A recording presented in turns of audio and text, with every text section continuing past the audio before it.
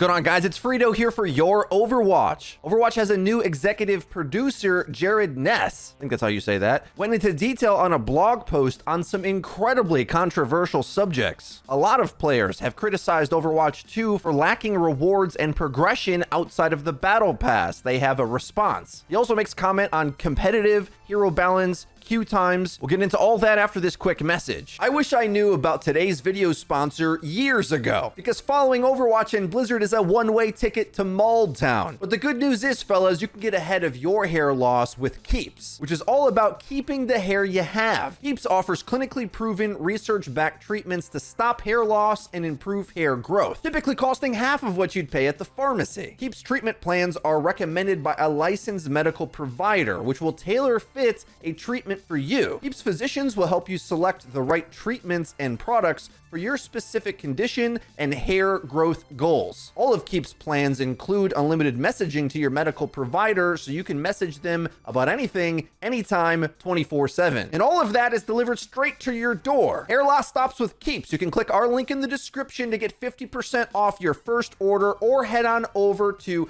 keeps.com/youroverwatch or click the link. That's KEEPS/youroverwatch and begin fighting against your hair loss today. Don't end up like me. In the blog post, Overwatch 2 developer blog mid-season update with the new executive producer, Jared NEUSS. He says, "Hey everyone, I'm Jared, the new executive producer for Overwatch 2, and I'm so incredibly excited to be working with this team and community. There are a ton of exciting things happening on the Overwatch team right now, and I wanted to take a few minutes to share an update with you. But first, a quick note, sharing plans before they're finalized is risky. Development on a live game like Overwatch 2 requires constant juggling of urgent player needs, long-term ambitions, and live issues. It's easier and safer to talk about the work once it's nearly done and ready to deliver. That said, I think sharing our thoughts early is the right thing to do so we can create a better dialogue between the development team and the community. Please keep your feedback coming. We read it. We're inspired by it. We use it in our development plans. Ultimately, we need it to ensure we're building a game that you want to keep playing for years to come." Okay, let's get into it. My comment on the intro is, in the past, it felt like they used this as an excuse to not have a plan or to not hear feedback on what the plan is. Because think of it from Blizzard's point of view. What if their plan sucks and they want it to suck internally before everyone hears about it as they develop it, waste development time, and then they can change it last minute? Yeah, modern gaming is tough for Blizzard to transition into, where you have to actually tell the players your thoughts and hear their responses if they suck.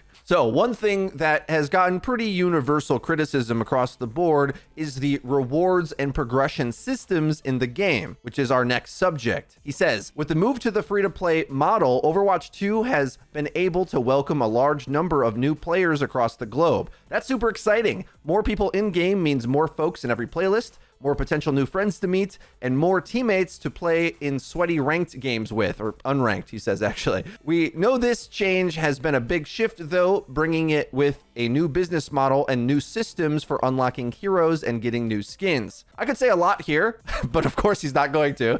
But I think a good place to start is saying that we aren't completely satisfied with how everything feels right now. There's a lot we like about it. Knocking out a bunch of daily or weekly challenges or getting something new for a hero you love can feel great. But we also recognize that today's experience has opportunity for improvement that we need to focus on. We want you to feel more rewarded for just sitting down and playing. We want you to have new accomplishments to chase outside of your competitive rank and Battle Pass level. When you finish a season, we want you to feel good about the time you just spent in the game, even if you ended on an epic losing streak at 2 a.m. after saying you wouldn't end on a loss. I don't know how I feel about the gamer lingo that they've been trying to interject into everything they say in the last year or two. It's a bit hello fellow kids for me. But what he's addressing here is the widespread complaint that outside of ranked or buying the Battle Pass and it specifically, there's not really rewarding things to do. And although he has to defend it somewhat and say, well, we like certain things about it, I think he indeed does like, and maybe even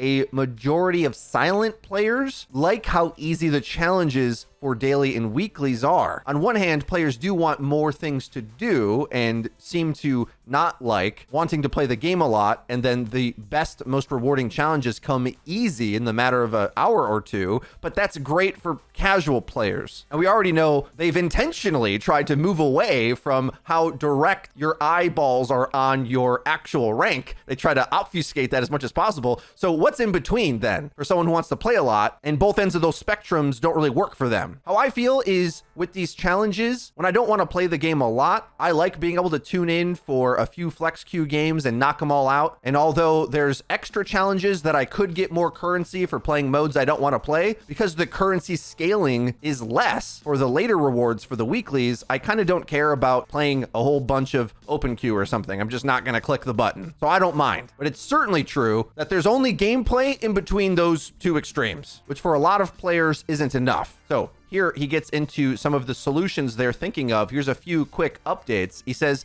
in the short term, in season 2, which keep in mind is 3 weeks away, or 2.5 now, we've changed up our rewards a bit so that each event has a skin you can earn by playing, in addition to the other cosmetic rewards we already offer, which of course are in the cash shop. We're also going to continue our Twitch Drops program so you can earn skins and in-game goodies by supporting your favorite creators. While we're working on long-term plans, we want upcoming seasons to feel more rewarding than season 1. And this was also a big vocal criticism from the community that the in-game rewards were so bad that Overwatch League viewership got spiked. Because if the best skins you get in the game are for watching the pros play, kind of weird how that works, right? I still think most players are going to look at what they're serving up here as incredibly stingy. So they've got this full cash shop of rotating things weekly. We used to get mini events that always gave you a skin for 9 wins. And now over the course of an entire season, you get 1? Now I lost track of how often those mini events happened because they were kind of random. But the thing Blizzard has to remember, with everything they say and do, we remember Overwatch 1. The progression in this game has no excuse to not feel like an upgrade on the free-to-play business model. And they've crunched the numbers on this, and they want to be able to fund the development of the game. Okay, great, but we're really starting to see the seams on the plan get shown when so much of this still is a work in progress. We do need to keep giving feedback on this, so the game's fun to keep playing. He goes on, long-term solutions. He says,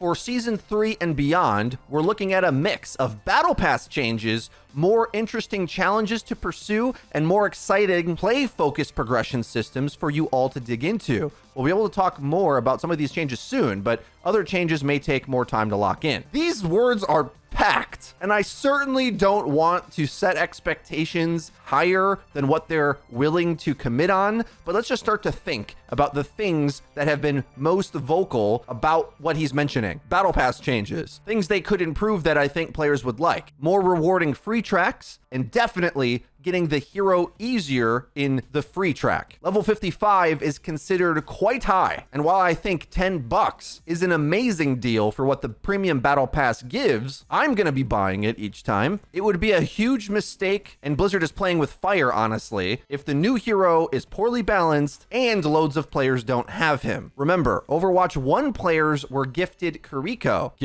so we didn't really see the ramification of a huge number of players not having access to the new hero, because so many Overwatch 2 players did buy Overwatch 1. Since they said they have 35 million players now, I don't know, is it safe to say like half of those are returning players at least? Another one is players really would like there to be premium currency put back into the battle pass, which it's kind of interesting the psychology of this, right? Like, let's say you pay $10 for the battle pass, or even they raised the cost of the battle pass because 10 is cheaper than others, but added that money in premium currency back into the battle pass. This is kind of weird the way this marketing works, right? Like, would players be happier about that, but Blizzard still is able to pay the devs to keep developing the game? These are interesting questions to ask. He also says there'll be more interesting challenges to pursue and more exciting play-focused progression systems for you all to dig into. Honestly, I think this is going to go against previously stated limitations they had on these, because while they didn't want to incentivize specific hero play or play styles, because players will play bad heroes just to do a challenge for them, but I gotta be honest, I think they do that anyway. And because meta really doesn't matter for a big percentage of players, I think this is a good thing. But I also was a Call of Duty player for many years, and so grinding different weapons to unlock skins on them was a core feature of that back in the day when these RPG style systems were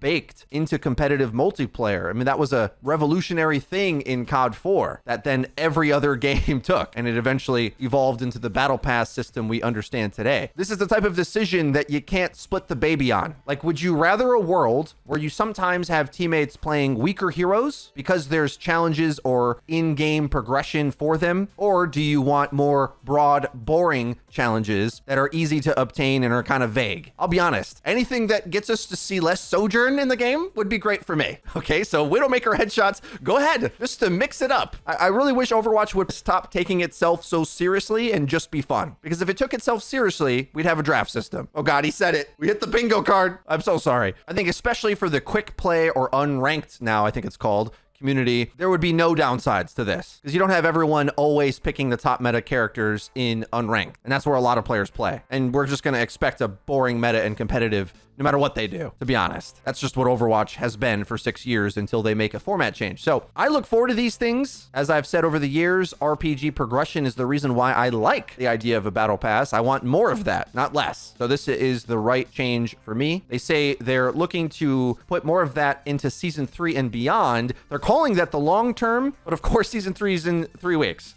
So I'd anticipate the typical Blizzard crawl, walk, run approach to this, where we'll start to see a ramp up in these changes beginning in season 3. And the most immediate one in the short term for season 2, you'll at least be able to work to unlock a skin. Next subject is queue times. He says, contrary to what your DPS Moira may tell you, Overwatch is a role-based game. As such, queue times are a very real, very consistent focus area for the team. With the move to 5v5, we're seeing longer queue times than we'd like for both tank and damage players. And while there's no silver bullet for this issue, the team has a lot of ideas that we want to experiment with in the upcoming seasons. Many of these ideas are focused on the support role and how we can make it more fun and more rewarding to play.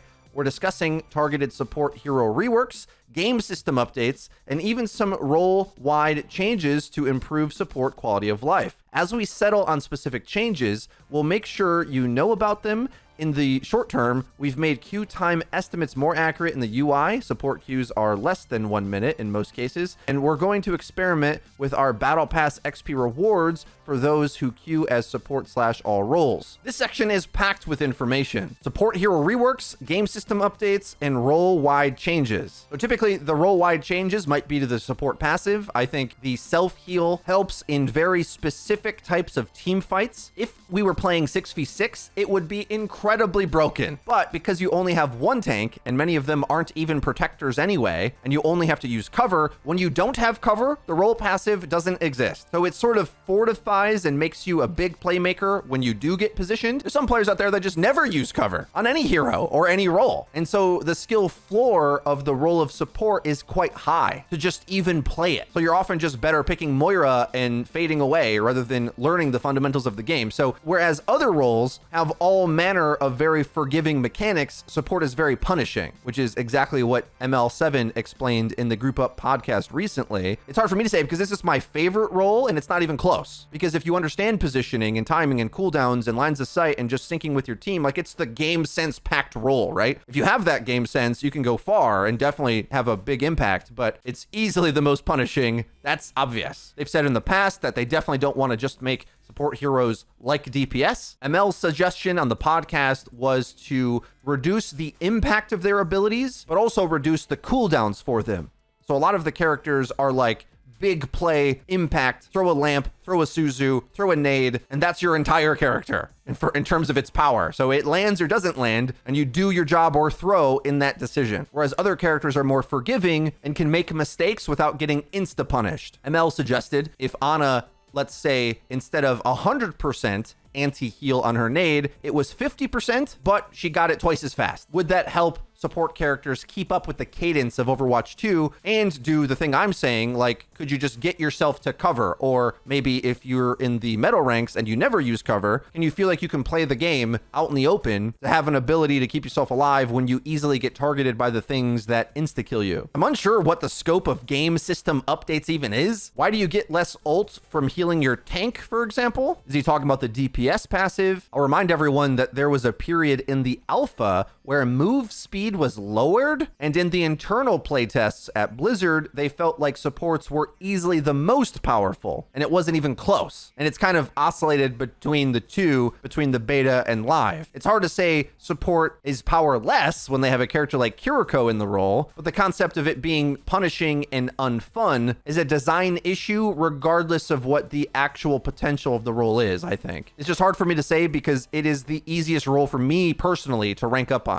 It's all about playing smart and not making mistakes, like being patient, and the strategy of the game is at its height. Try to make your ults perfect. Try to never be the one that's making the mistake on your team. Those concepts can really stabilize the team a lot, actually, and especially understanding the game overall and how the different team comps interact. So be sure to hit subscribe and check out our upcoming videos on that. Got quite a few still in development. Next subject is competitive mode. He says, we recognize there are some aspects of the experience that we need to improve. The team is full of folks who live and breathe comp, so making the mode feel dynamic and fair is a high priority. We've been making some adjustments to the matchmaking system, and in this week's patch, we implemented some changes that should help the system more accurately determine a player's skill tier and division. While this change is already in game, you can expect the effects to be more noticeable at the start of Season 2. The competitive system is more than just matchmaking, though, and we've heard your feedback about unexpected rank changes, rate of feedback, and more. This is a topic that I can't do justice with just a paragraph or two, so you can expect a deeper dive on our plans soon. So what he's talking about here is the rate of feedback. So let's say the 7 wins or 20 losses system, and there's no feedback in between that. I personally love this, by the way. But he says he's heard feedback about unexpected rank changes, so it's unclear when you win 7 games but lose, let's say, 19,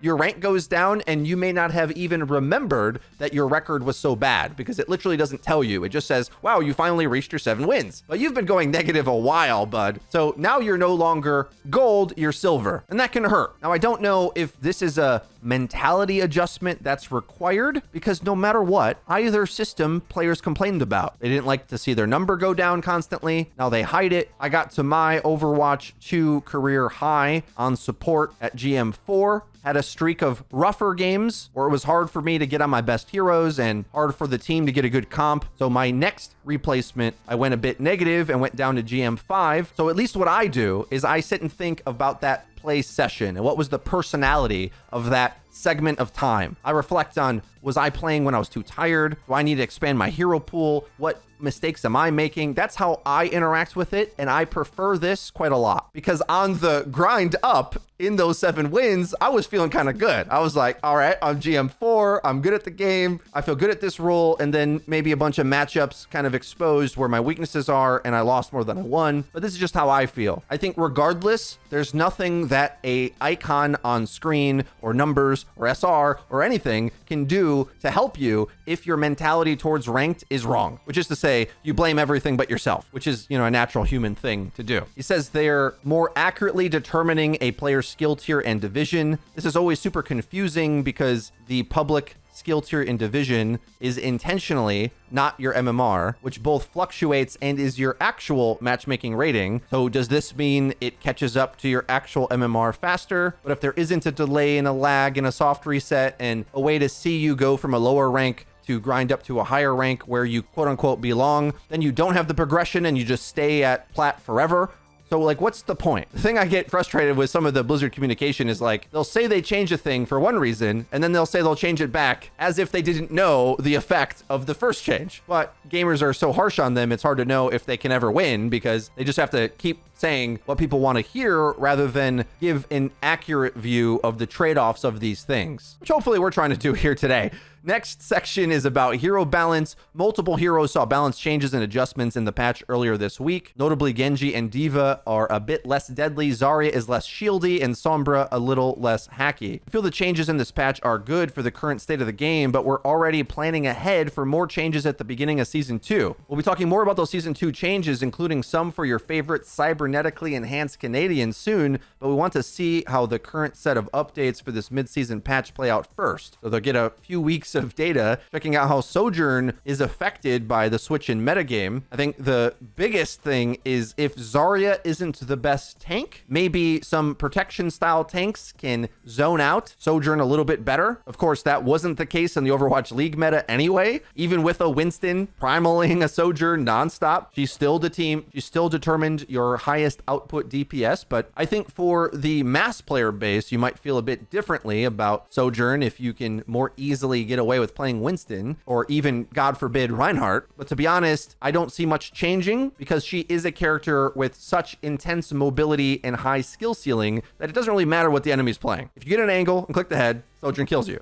That's it. So at GM and top 500, she's still going to dominate. And all the other ranks, well, I still think you're probably better off playing an easier hero if you're under masters. And having studied some VODs in the past week that you guys have submitted, I feel quite emboldened in that opinion, actually. If you're missing most of your rails, Sojourn's not OP for you. Or me, by the way. I don't play her either because she's too hard. In any case, here's the closing part of the blog post. He says, players who've stuck with us, players who've returned, and players who are now jumping in the fun, thank you for playing Overwatch 2. Reading your posts, watching your clips, and playing alongside you always leaves me humbled. We have an incredible community, and I hope that by opening up about what we're thinking more, we can keep growing together. Season 2 is right around the corner, but we have a lot of awesome stuff planned. Saw in the Ramatra reveal, right? We'll be sharing lots more on what's coming in our second season very, very soon. Until then, I'll see you on the dropship. I would say with Season 2 being quite close, I would hope over those next few weeks, somewhere between 1 and 3 more blog posts about some of these subjects. It's like he brought up so many that he needs to go into depth on. Maybe even they start covering these subjects more in depth over the coming weeks, especially with more information on the new hero, which feels to be kind of light other than leaks that have gone out to some shady sites that stole the information, it seems. But that's gonna be it for today's video. Be sure to check out today's video sponsor, Keeps, and begin your battle against hair loss today. I'm sure today's video might have advanced some of that baldness. So check out Keeps by clicking the link in the description. If you enjoyed this video, be sure to hit it with a like, and don't forget to subscribe and click the bell icon to actually get notified when our new videos come out. I've been Frito for your Overwatch. I'll see you guys next time.